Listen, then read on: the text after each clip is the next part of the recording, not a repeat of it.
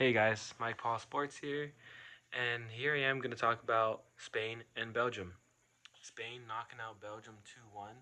Spain getting off to an early lead with Fabian Ruiz scoring in the 30th minute. And quickly, Belgium responds with a goal from their striker, number 17, his third goal in 2 games now. Charles de Ketelaere in the 41st minute, 10 minutes after Spain scored, Belgium scores. And then it goes on throughout the whole game, and honestly, Spain is just having complete control of this game. They're just completely in control of this game.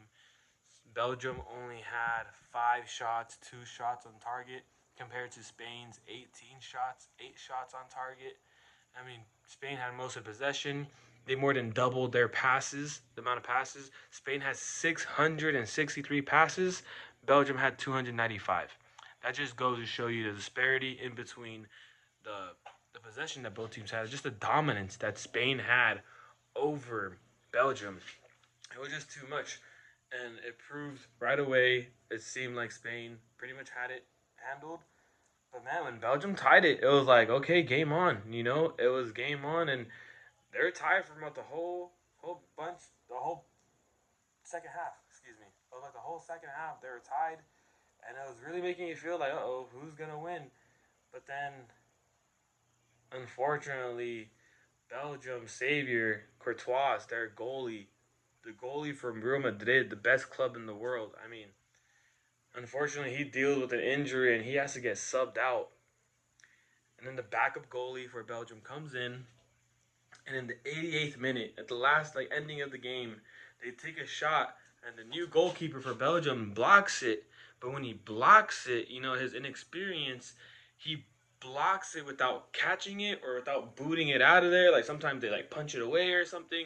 No, he just kind of blocked it. It bounced off of him, ricocheted, and Spain was aggressive. Spain was aggressive the whole game. They're just waiting for their chance. So as soon as they see it bounce off the goalie, they're running in, and that's when they get their second goal. Mikel Merino in the 88th minute with the hustle play, hustle goal. I mean, hey, that's what makes a difference, because when the ball bounces off the goalie, basically the defender is standing still, and the attacker, Mikel Merino, the one that scored the goal, he's running. As soon as he sees the goalie doesn't he blocks it, the ball's there, he's running in to score. His defender is just looking at his goalie. And that's the difference right there. That's the difference right there in the World Cups. You gotta focus. You gotta stay proactive. There's no reason as a defender that you should just let your your responsibility just run by you. It doesn't matter if the goal is shot. You don't turn into a fan and watch the game. If you're just gonna watch the game, you're just as useful as the fans in the stands. You can't just be watching if you're in the game. If you're playing in the game, you gotta play the game. You gotta defend your man throughout the play, throughout the whole entirety of the play. It doesn't matter if there's a shot. No, because after that ricochet, you gotta follow in, and that's a tough way to lose if you're Belgium. But it's just, that's Spain. Spain's aggressiveness is the reason why they won this game. They just continually attacked, continually be aggressive, and they're always on the front foot.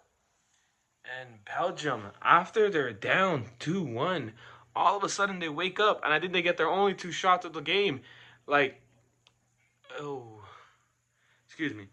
Yeah, that there was only 2 shots in the game for Belgium on goal.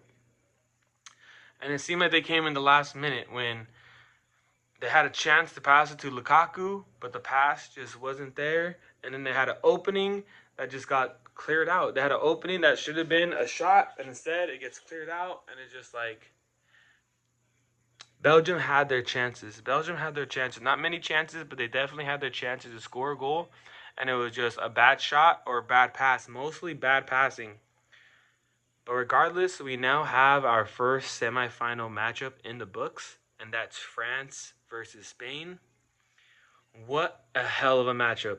France versus Spain, Mbappe versus Lamine Yamal. But obviously, when it comes to the Spain team, there's so many stars around the field.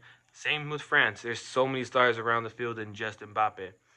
So it's gonna be amazing. I already had my speech about France and how I believe we're living in a very unique time in history, sports history right now, with Mbappe's journey to becoming one of the best soccer players in the world. I'm not even that much of an Mbappe fan, but man, You can't hate on greatness.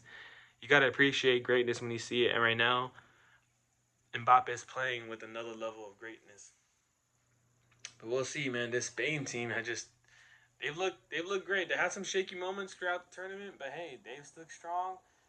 And Lamine Yamal is just looking dangerous. He's gonna get his goal soon. He got his first goal against Saudi Arabia, but he's gonna get his goal in a knockout round, in a knockout winner go home game. He's gonna get his big moment. We will see it maybe in the semis. But yeah, I am so excited for that game.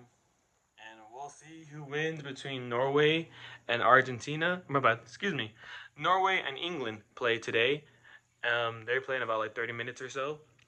We'll see who wins that. I really hope Erling Haaland makes it to the semifinals. That would be crazy, especially against England. Like, how ironic, because he plays in the Premier League, the English league, and he's killing it over there. He's the best soccer player in the Premier League. So I really don't think he's going to have too much tough of a time with England's defense, because he's very used to that defense. He's comfortable playing against that defense. It's just how comfortable will his teammate be playing against that England team. And then also when it goes to Argentina versus Switzerland, I really hope Switzerland pulls it off. I mean, no hate. I mean, it's gonna suck to see Messi lose, but man, Switzerland, I believe they are the Cinderella story. Switzerland is the Cinderella story of this tournament, along with Norway, and I really hope they go on to go far in this tournament. But regardless, guys, I hope you guys enjoy the World Cup. I hope you guys enjoy. We got a doubleheader today: England, Norway, Argentina, Switzerland. Enjoy the doubleheader. Go out, have fun, and enjoy this summer, guys. It's reaching the end. We got 5 World Cup games left. 5 more games. 2 more quarterfinals, 2 more semifinals, and then the final. We're coming to an end, guys. We're coming to an end here in the World Cup. It's been a hell of a ride. Enjoy it, okay? Enjoy your summer. Have a good one, guys. Peace out.